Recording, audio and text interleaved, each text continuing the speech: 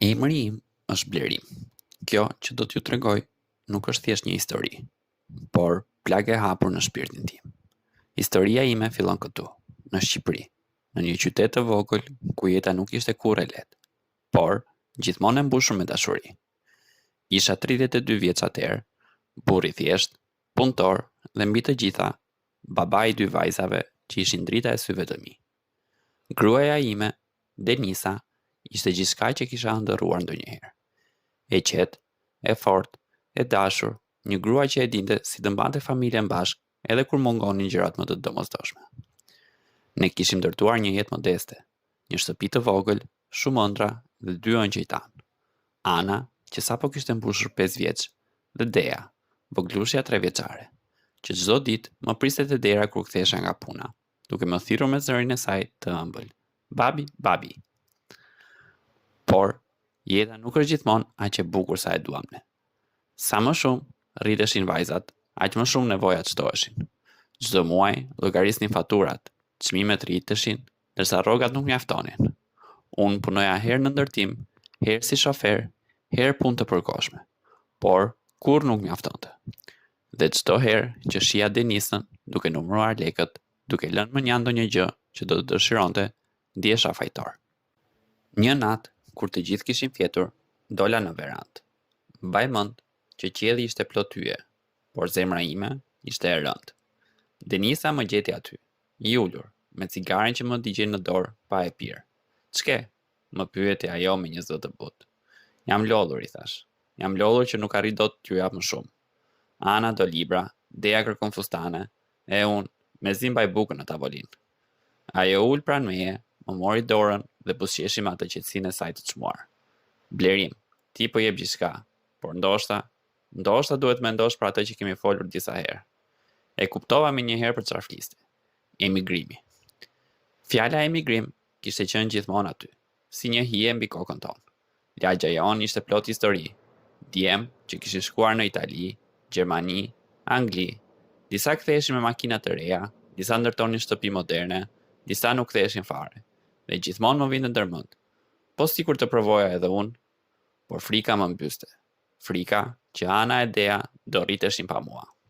Frika që do humbja çastet e tyre më të bukura. Fjalët e para, festat në kopësht, ditëlindjet dhe përsëri frika që do të ikja e nuk do të kthehesha më. "E di që është e vështirë," tha Denisa atë natë, duke më shtrënguar dorën. "Por, mendo, Blerim. Ne nuk po bëjmë këtë vetëm për vete, po për vajzat. Duhet të mendojmë për nesër." Fjalët e saj më thyen, dhe atë natë, mes lotëve dhe heshtjes, vendimi u mor. Do të ikja. Dita e nisjes ishte dita më e vështirë e jetës sime. Ana më pyeti: "Babi, ku po shkon?" Nuk e dija ç'i thosha. Si t'ia shpjegoja një fëmijë 5 vjeçar se babai po ikte larg, shumë larg, dhe nuk do ta shite për një kohë të gjatë.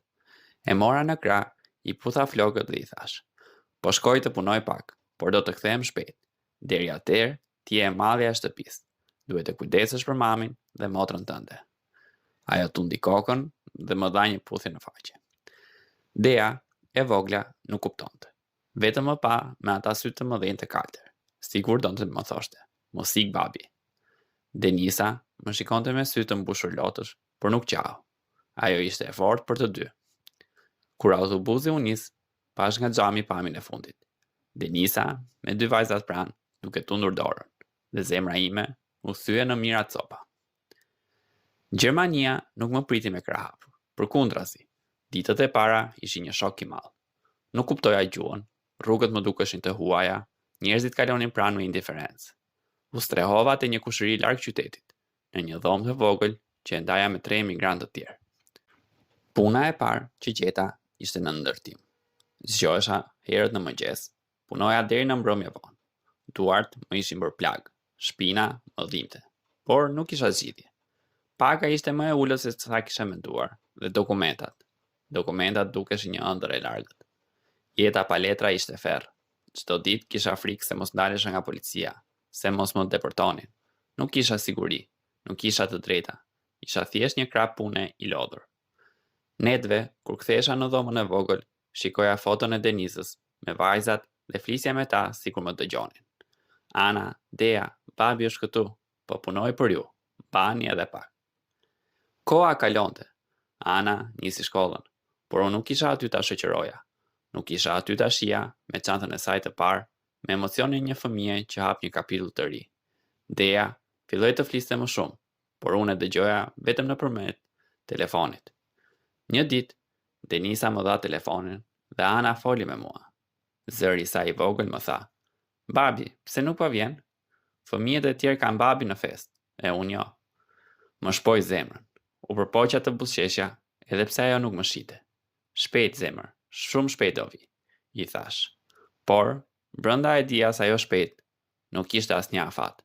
Ishte një gënjeshtër e bardhë që më lëndonte më shumë se gjithçka. Çdo ditë ndjesha i ndarë në dysh.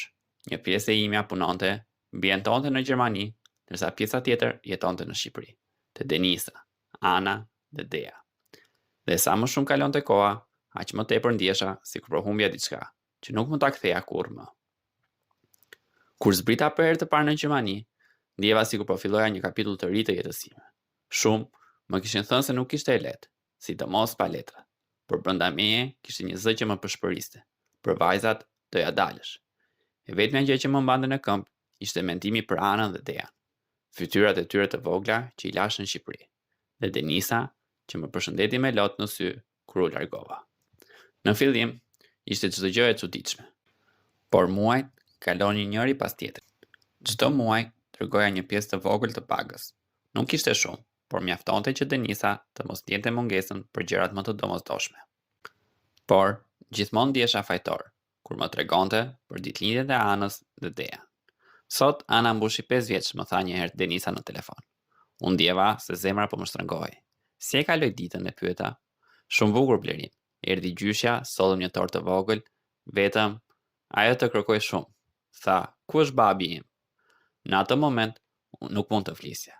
Vetëm mbajta frymën dhe lëviza telefonin larg, që Denisa të mos më dëgjonte pshërëtimet e mia. Çfarë baba isha unë, që vajza ime më kërkonte e unë nuk isha aty? Një nga shpresat e mia më të mëdha ishte të rregulloja dokumentat. Mendova se brenda një viti do i bëja, dhe pastaj do sillja edhe Denisën me vajzat. Por gjërat nuk shkuan ashtu. Çdo herë që shkoja në zyra, më thonin, prisni edhe pak, nevojiten më shumë dokumenta. Kur flisja me pronarët e punës, më nxirrnin akoma edhe më shumë burokracira. Vitet po iknin, por letrat nuk po bëheshin kurrë. Kjo pritje më gërryente shpirtin. Nëse do më kishte thënë që në fillim se do duhej kaq gjatë, ndoshta nuk do ta kisha marrë këtë rrugë. Por tani isha futur në një qerr sokak, nga i cili nuk mund të dilja lehtë. Denisa më dërgonte shpesh foto. Ana me një fustan të kuq, Dea me flokët në kaçurrela të lidhura bisht. Sa herë që i shikoja, ndjej se më merre fryma. Ishin rritur aq shumë dhe unë nuk isha aty. Në video thirrje, ndonjëherë ato më flisnin. Babi, shiko vizatimin tim, më thoshte Ana duke ngritur një flet para kamerës. Shumë i bukur zemra babit, i përgjigjesha unë, edhe pse nuk mund ta shija qartë. Dea ndonjëherë vetëm rrinte në heshtje. E ndjeja që nuk e njihte zërin tim aq mirë. Kishte qenë shumë e vogël kur u largova. Dhe tani po rritej, ishte rritur pa mua. Më dhimbte kjo më shumë se çdo gjë. Të mos më njihnin si baba, të mos ndjenin praninë time, të mos më kishin pjesë të kujtimeve të tyre më të bukura. Puna bëhej gjithnjë e më e rëndë. Trupi im po shkatrohej dal nga dal. Kishte ditë që rria ulur në stacion e trenit dhe mendoja. A ja vlen kjo? Apo i humb vitet më të rëndësishme të jetës së tyre kot? Shpesh shokët më thoshin: durim, Blerim, durim. Në Gjermani sakrifikohet në fillim. Më vonë do të shijosh frytet. Po çfarë frytesh do shijoja, ku fëmijët e mi po rriteshin pa mua? Çfarë vlere kishte paraja, kur Ana dhe Dea nuk më përqafonin, nuk më thresnin babi me dashuri. Pas 5 vitesh që jetova me shpresës dhe lodhjes, e kuptova se nuk kisha më durim. As letrat nuk u bën, as jeta nuk u bë më e lehtë. Çdo ditë humbisja diçka që nuk do ta rifitoja kurrë. Kohën me fëmijët e mi. Një mbrëmje, teksa flisja me Denisën, ajo më tha: Blerim, vajzat po rriten, të kërkojnë çdo ditë. Nuk mund të jetë kështu për gjithmonë. Atë natë mora vendimin shpejt. Duhet të kthehesha. Nuk mund të humbisja më. Nuk më interesonte më nëse kthehesha pa para, pa letra, pa asgjë. Ajo që doja ishte të përqafoja vajzat e mia dhe të isha pranë tyre. Kështu filloi udhëtimi i kthimit. Një autobus që do më çonte nga Gjermania drejt Tiranës. Ndërsa vendosa kokën pas xhamit të autobusit, mendova me vete. Si do të reagoj Ana dhe Dea? A do të më njohin si baba? Apo për to jam vetëm një i huaj që flet në telefon? Udhëtimi sapo kishte filluar, po zemra ime rrinte fort nga frika e takimit. Autobusi ishte gjatë, duke përshkruar kilometra të pafund me autostrade, dhe unë nuk po gjeja do qetësi. Çdo ndalesë më duke e gjatë, çdo minutë më rëndonte si një orë e tërë. Pas 5 vitesh larg, isha në rrugën e kthimit. Brenda meje zente një përzierje emocionesh. Gëzim, frikë, ankth, por edhe një lloj turpi që nuk po më linte të qetë. Pyetja më e madhe më shponte mendjen. Pa pushim, a do të më njohin vajzat e mia si bab? Autobusi ndaloi mëngjes herët. Zbrita me një çantë të vogël shpine, të vetmen gjë që e kisha me vete nga gjithë ato vite emigrim. Ajri i Tiranës kishte diçka ndryshe. Një erë që i kisha harruar. Përzierje pluri, 2 makinash, por edhe një ngrohtësi që vetëm vendlindja ta jep. Denisa më priste. Ishte pak e lodhur, por kur më pa, syt i ndritën. Nuk folëm shumë. U përqafuam gjatë dhe ajo më tha: "Hajde, shkojmë. Vajzat janë në shtëpi." Zemra më rrite fort. Çdo hap që bëja drejt shtëpisë, më duke sikur po afrohesha në një provim që nuk e dija nëse do ta kaloja dot apo jo. Kur hym në shtëpi, Ana dhe Dea ishin ulur në dhomën e ndenjës. Ana, tashmë 9 vjeçe, lexonte një libër. Dea 6, po luante me kukullat e saj. Denisa tha me një zë të butë: "Shikoni kush ka ardhur." Të dyja ngritën kokën. Ana më pa e udhëtuar, sikur përfundohej të kujtonte një fytyrë që i kishte parë vetëm në fotografi apo në celular.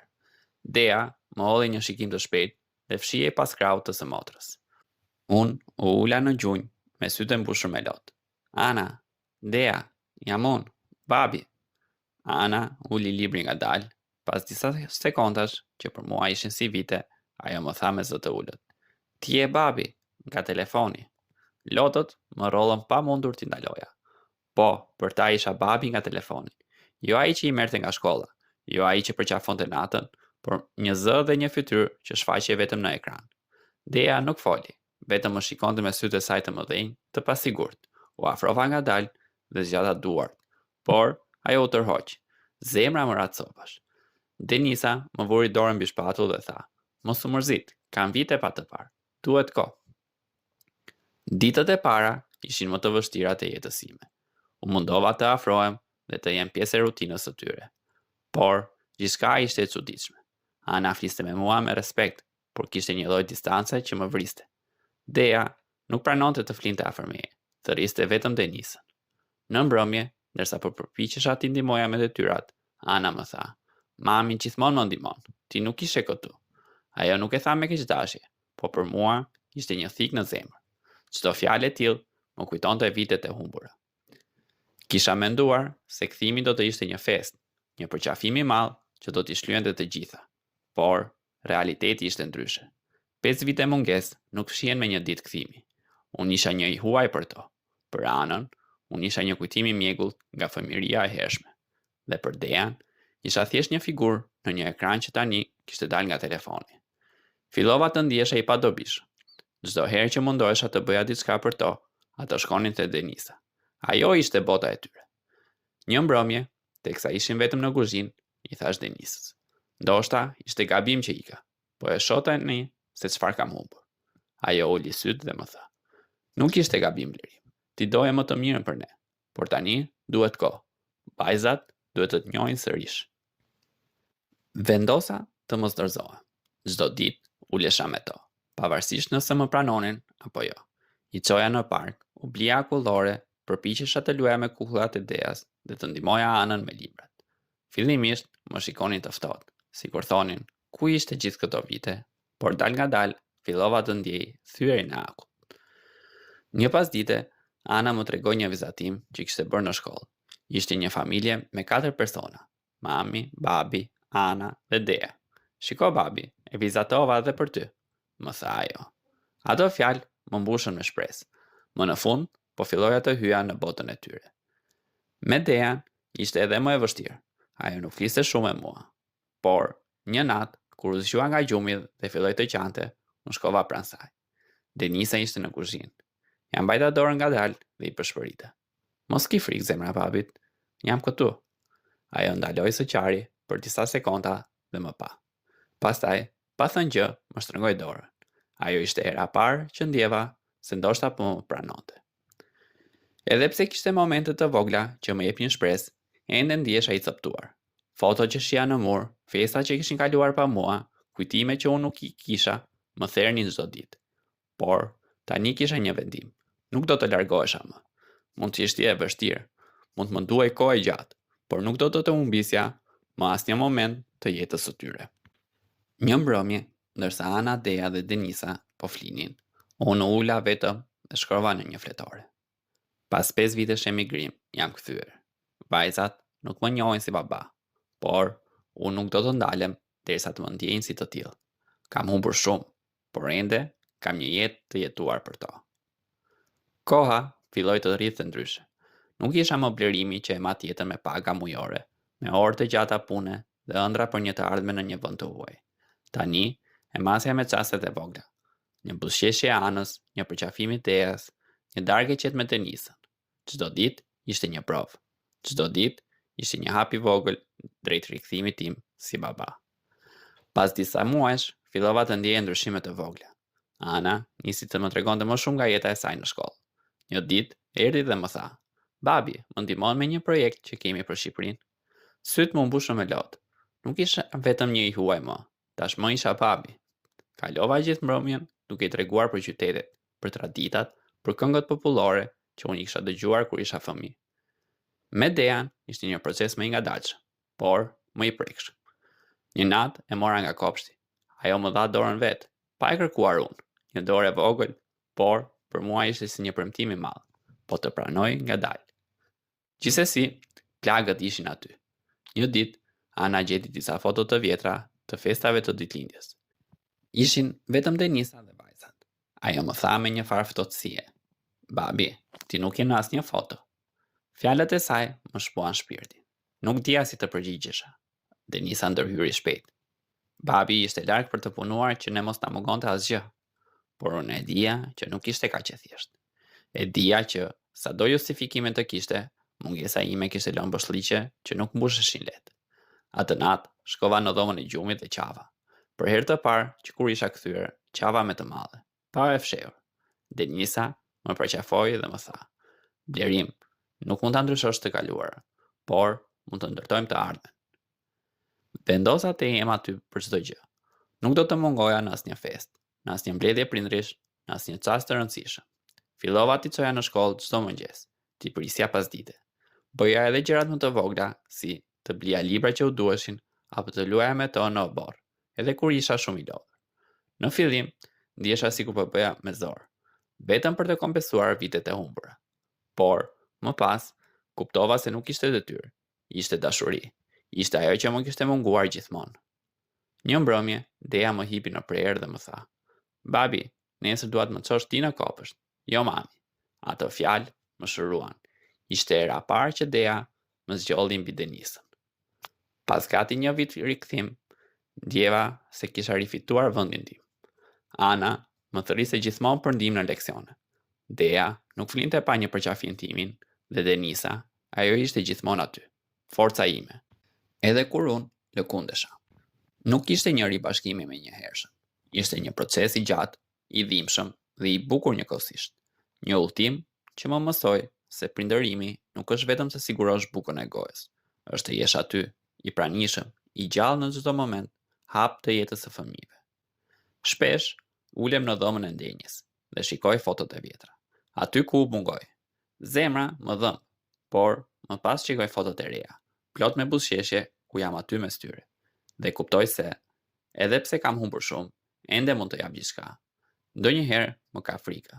Mendoj, por kur të rriten, a do ma përmendin mungesën time? A do më thonë se nuk isha aty? Nuk e di përgjigjen, por e di diçka tjetër. Tani jam këtu, dhe çdo ditë po ndërtoj me dashuri, që kur ato të shohin pas, të mos kujtojnë vetëm boshllëkun tim, por edhe përpjekjet e mia për të qenë babai që meritojnë. Historia ime nuk është një histori suksesi. Nuk është një tregim I ëndrave që u bën realitet në emigracion. Është një histori e humbjeve, e pengdesave, por edhe një dashurie që nuk vdes kurrë. Dashuria e një babai për fëmijët e tij. Sot, kur Ana dhe Dea më thrasin babi, me gjithë shpirt, e di se edhe pse u largova dikur, tani kam një shans të dytë. Dhe këtë herë nuk do ta humbas. Dhe nëse një ditë më thon, babi, pse nuk isha aty ku kishim më shumë nevojë, unë do t'i shikoj në sy dhe do t'ju them, sepse po kërkoja një jetë më të mirë për ju, por tani e di se jeta më e mirë është këtu mes jush.